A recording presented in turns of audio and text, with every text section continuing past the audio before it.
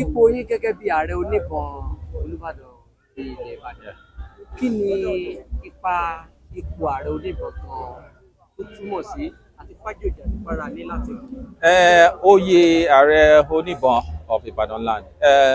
Nínú yẹn ká ti ọkọ dúpẹ́ lórí àwọn bàbá wa, àwọn forefathers wa tí wọ́n gbé àwọn ìgbésẹ̀ yìí láti tu ọ̀rọ̀ oyè ìlú Ìbàdàn. Ẹ rí pé àwọn oyè ìlú Ìbàdàn wọ́n tò wọ́n bí oyè ológun ni, torí ìlú àwọn ológun ni ìlú Ìbàdàn. Wọ́n mírọ̀ bíi ti àwọn tó wà ní military ni.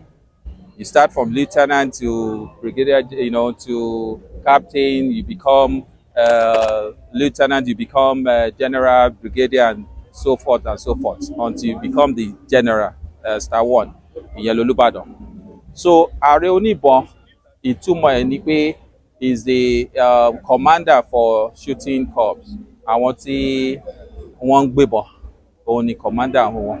So but jagun mọ́ nísìnyí, kò sẹ́ni tó ń gbébọn káàkiri ìlú mọ́, but ibi tó túmọ̀ sí padà ni pé róòlù ẹni tó bá jẹ́ Ààrẹ Oníbọn is to now use his wealth of knowledge láti make changes, láti effect changes láàrin ìlú, àwọn developmental project tó lè jẹ́ kí ó benefit sí inú ilé, á fi rọ ilé àti ará oko. Because nígbà tá a jagun gbà yẹn náà, a máa ń kórè èrè oko wá sílé ni láti fi dẹ ará ìlú. So ìsìn kò sẹ́ni tó ń jagun mọ́, but a láti lo ọpọlọ wa àti nǹkan tá a bá ní, connection tá a bá ní láti fi lè support ìlú Ìbàdàn láti lè máa lọ síwájú.